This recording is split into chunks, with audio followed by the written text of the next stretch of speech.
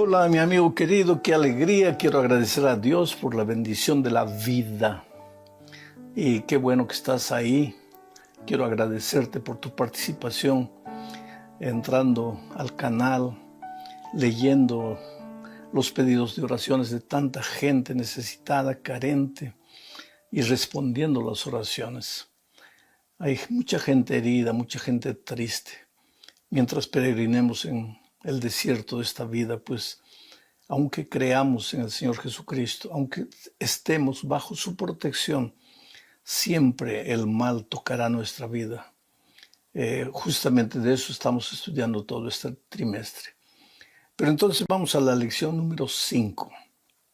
Para el 1 de febrero, mira cómo se está yendo rápido el año. 1 de febrero del año 2025. El título de la lección es La ira del amor divino.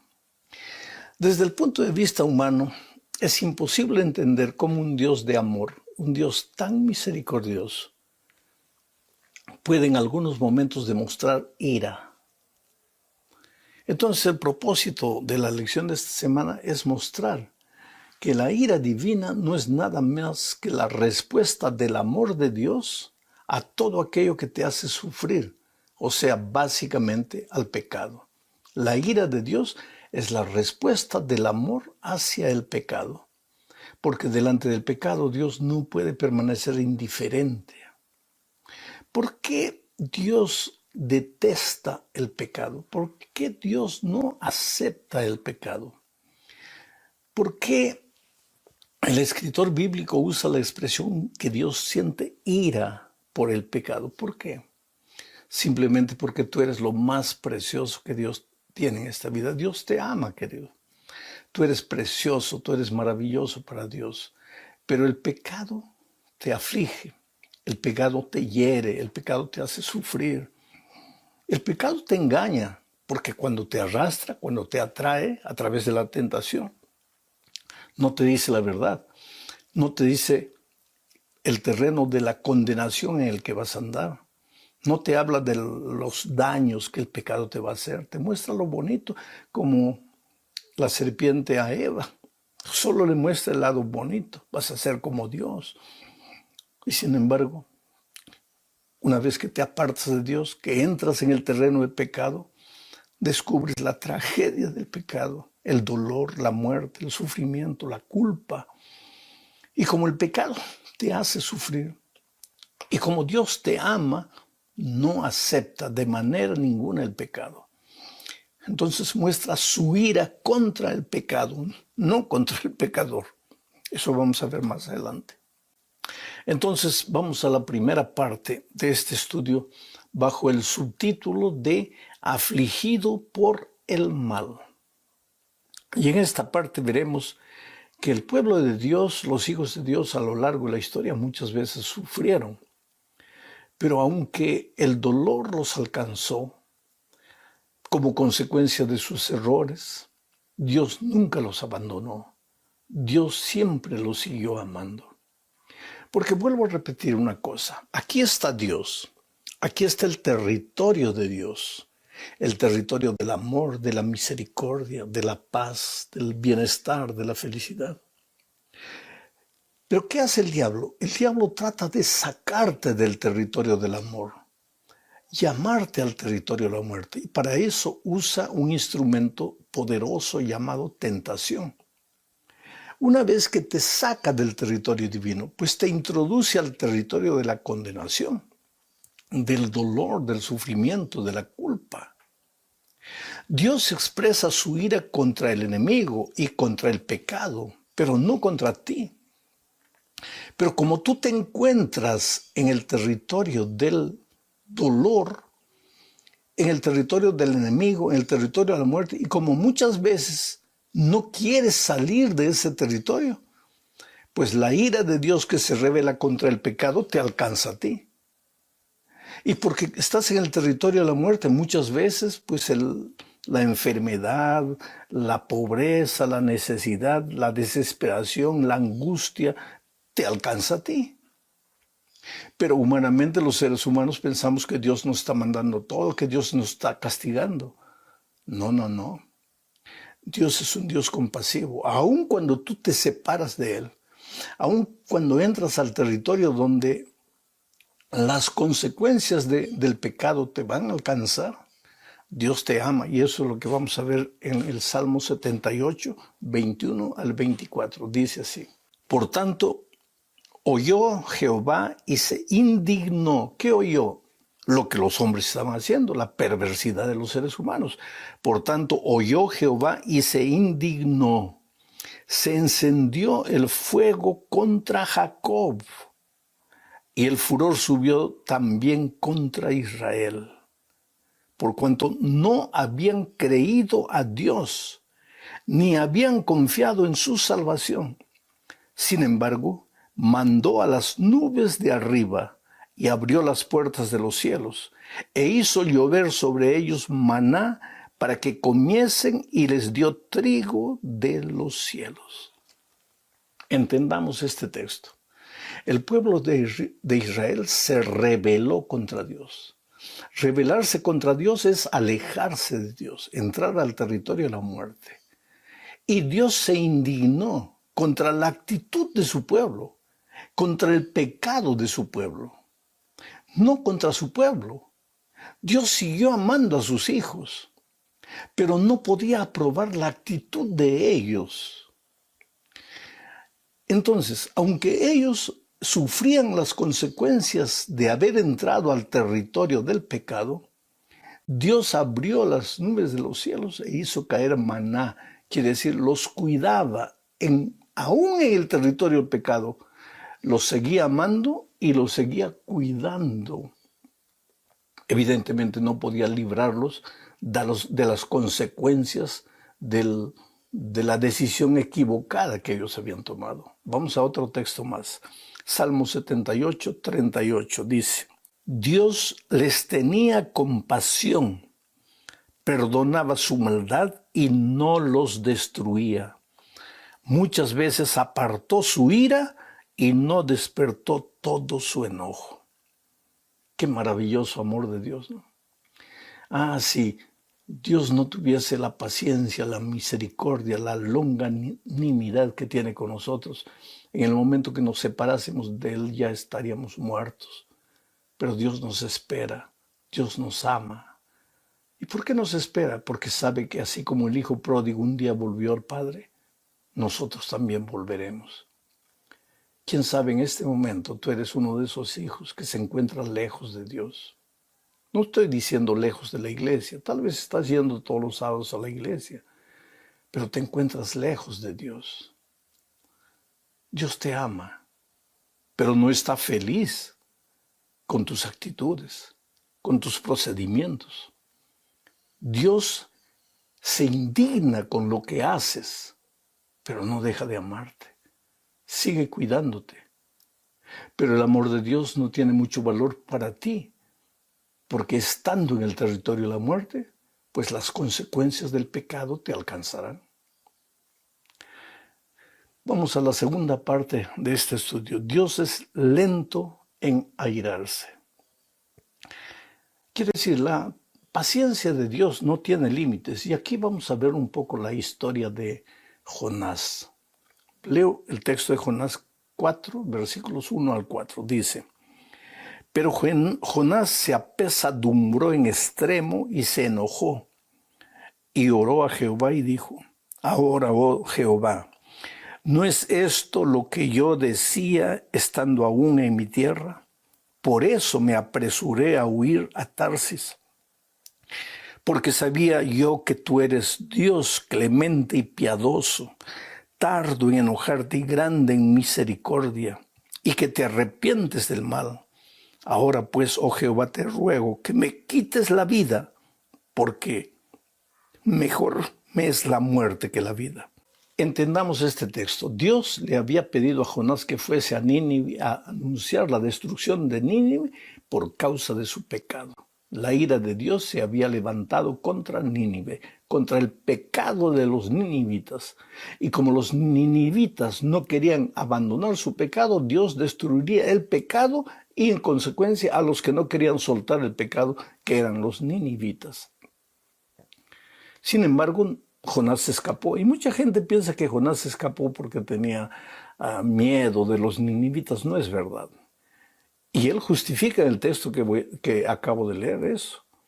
Porque cuando Dios perdonó, porque tú sabes que la historia no es de Jonás es interesante porque él huyó y en el mar la ballena lo tragó, en fin, finalmente fue a Nínive y predicó el evangelio. Y todo el pueblo se arrepintió porque no entendía que su mal procedimiento lo estaba llevando a la destrucción. Todo el pueblo se arrepintió, desde el rey hasta el último siervo. Y Dios perdonó a Nínive. Entonces Jonás, en lugar de alegrarse, se entristeció. Y le dijo, Señor, ¿no es esto lo que yo te dije? ¿Por qué me escapé de cumplir la misión? Porque yo sabía que tú eres un Dios bueno, clemente, tardo en airarte, que tú te arrepientes de hacer el mal, que tú solo quieres el bien de tus hijos. Porque si yo tuviera seguridad de que tú los ibas a destruir, yo habría ido la primera vez. Pero yo sabía que tú los ibas a perdonar. Quiere decir, Jonás entendía el amor de Dios. Oh, querido, no quiero decir que el pecador merece de alguna manera el amor de Dios, porque nadie, ni el bueno ni el pecador, merece el amor de Dios. Pero ¿qué pasa? Dios, aunque reprueba la actitud del pecador, no lo deja de amar, lo espera, lo espera, lo espera, y lo espera con una paciencia infinita. Eso es lo que nos enseña esta segunda parte del estudio. Vamos ahora a la tercera parte, indignación justa.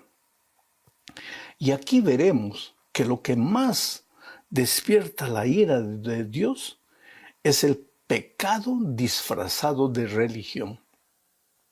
Porque aquí encontramos que Jesucristo, cuando estuvo en esta tierra, y Jesucristo era Dios, pero hecho hombre, entró al templo y cuando vio que en nombre de la religión se estaba comercializando, se estaba vendiendo, se estaba comprando, la gente pobre iba, no tenía un corderito, iba al templo para ofrecer sacrificio y tenía que comprar un corderito. Y los comerciantes vendían ese corderito a veces 2, 3 veces más el precio. Pues eso indignó al Señor Jesucristo. Leo Mateo 21, 12 y 13. Y entró Jesús en el templo de Dios y echó fuera a todos los que vendían y compraban en el templo, y volcó las mesas de los cambistas y las sillas de los que vendían palomas, y les dijo, está escrito, mi casa, casa de oración será llamada, mas vosotras la habéis hecho cueva de ladrones. Esta es la indignación divina. Dios se había hecho hombre, Jesús estaba en esta tierra. Y él desaprueba con esta actitud al pecado disfrazado de religión. Porque el pecado explícito, el que practica el pecado explícito, pues es un pecador a toda vista. Pero lo que el texto nos está diciendo esta mañana es que corremos el peligro de tener el pecado escondido en nuestro corazón estando dentro de la iglesia. Y podemos practicar el pecado aún en nombre de la religión. ¿Por qué crees que en nombre de religión se mata? Mucha gente dice, pero yo no mato. Sí, pero en tu junta de iglesia no discutes y a veces tus ojos se enardecen de tal manera que serías capaz de dar un golpe al que está contradiciendo tu posición. Y somos miembros de la junta. Somos los practicantes de la religión. Y algunos dicen, no, pero mi indignación es una ira santa. ¿Ira santa? Oh, querido, cuidado, cuidado. La ira santa no es una emoción descontrolada y enfermiza. La ira santa es la desaprobación de Dios al pecado. Pero esa emoción descontrolada que tú sientes en tu corazón, no te atrevas a llamarle a eso ira santa, por favor. El pueblo de Dios tiene que ser un pueblo de amor, un pueblo que sea capaz de entender Especialmente cuando tú cuando tú empiezas a gritar en una discusión, en un intercambio de ideas, cuando tú empiezas a gritar, cuando tú levantas la voz, dejas de defender tus ideas y empiezas a defender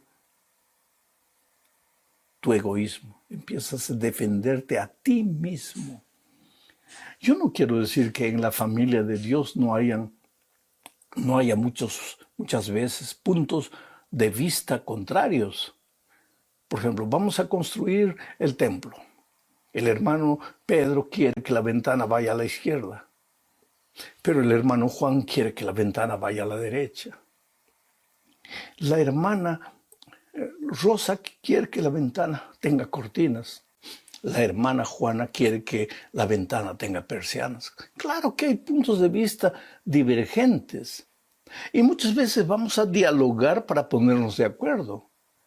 Pero de ponernos de acuerdo a empezar a gritarnos, a ofendernos, o a creer que todo aquel que tiene un punto de vista diferente de mí es mi enemigo, ahí hay mucha diferencia, querido. Entonces, el Señor Jesucristo mostró su indignación en el templo justamente porque estaban usando la religión para esconder el pecado. Vamos a la cuarta parte de este estudio. Dios no aflige voluntariamente. Quiere decir, la ira de Dios es contra el pecado y no contra los pecadores.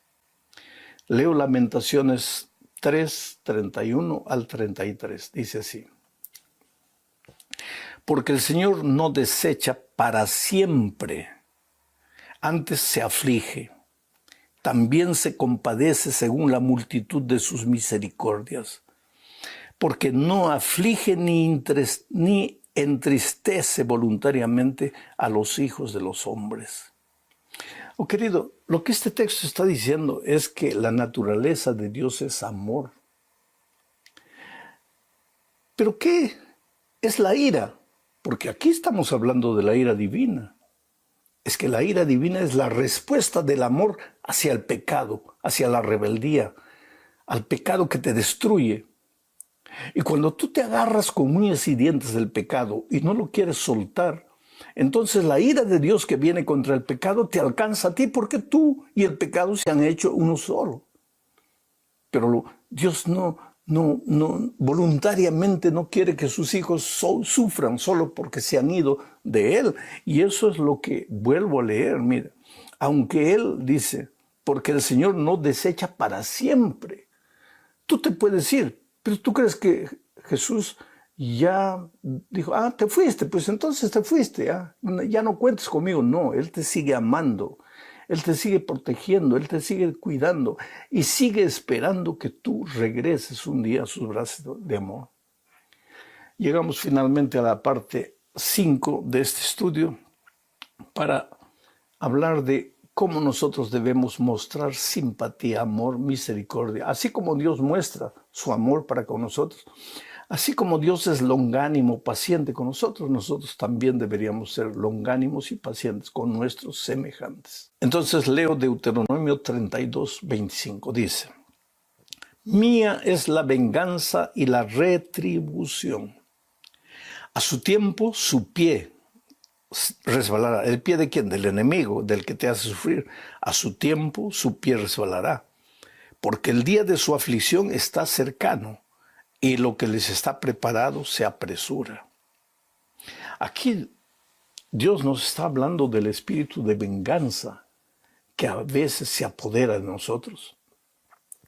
Porque así como cuando el ser humano se aparta de Dios, la ira de Dios se revela, la desaprobación de Dios se revela contra la actitud rebelde del ser humano, así también en esta tierra muchas veces van a aparecer enemigos gratuitos a quienes tú amaste, a quienes tú extendiste la mano, o simplemente a quienes no hiciste nunca nada de malo, pero que se vuelven tus enemigos.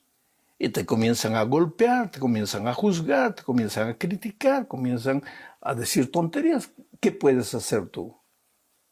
Pero así como Dios te espera que un día regreses, Él espera que tú también aprendas a esperar a tus enemigos. que no tomes la venganza en tus manos. Por eso Dios dice, la venganza es mía. Alguien te ofendió, alguien te maltrató, alguien hizo algo que no debería haberte hecho. La venganza es mía. Déjalo conmigo.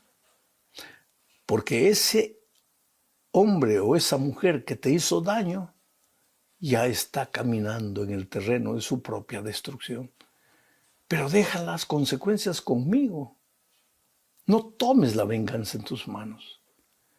Y esto es impresionante, querido, porque yo me acuerdo de un joven, hijo del pastor Itamar de Paiva, un pastor brasileño. Este muchacho trabajaba, era misionario en una isla allá en el otro lado del mundo. Cuando él fue una noche, despertó, vio que un ladrón había entrado a la casa y ese ladrón mató a él, mató a su esposa, mató a la niña, al hijo, y una niña quedó viva. Lo impresionante es que los padres viajaron por ahí, el pastor Itamar y su esposa. Y ella fue a visitar a la prisión al asesino de su hijo. Y mirándolo a los ojos, le dijo, tú no sabes el dolor que me has causado. Me has quitado a mi hijo, a mi nuera, a mi nieto. Pero yo te perdono en el nombre de Jesucristo. Yo no guardo rencor. Aquel fue el mayor castigo que aquel hombre recibió. Como alguien que estaba pasando por el valle del dolor, del sufrimiento, era capaz de perdonar. Pero la señora Paiva no perdonó porque tenía dominio propio, sino porque el amor de Dios hervía en su corazón. Sé un hombre amoroso, sé una mujer compasiva, sé una persona llena del amor de Dios. Distribuye amor en este mundo de maldad y de sufrimiento. Dios te bendiga. Un abrazo, querido.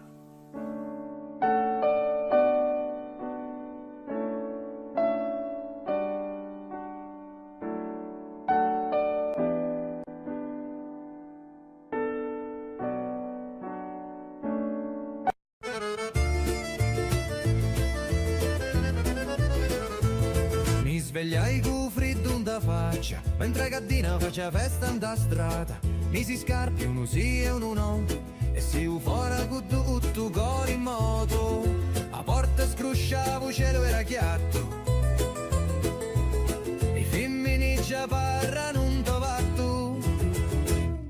Un vicino mi dissi, oh cammini presto, ci rispondi no cerco lo resto. Resto in un giorno che non voli pensare, ma voli campari, ritiri, scappari. E fuori a casa tutto era come prima, ma in l'aria c'era una gioia più fina.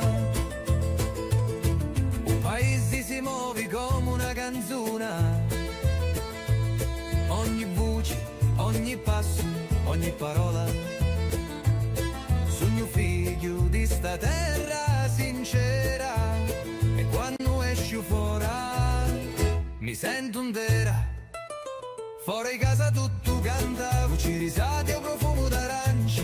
Non c'è regola, non c'è strada, si sente libero quando vai in ta piazza. Fuori casa scatta vita, giorno ridi e mente, si sfila con una festa fatta pinnenti, ma restano ta memoria sempre presenti. O picciriddu giocava con una rota, una signora impostava roba asciutta. O parrino passava con passi di seta e saluta con l'occhi con una risa discreta. O giorno si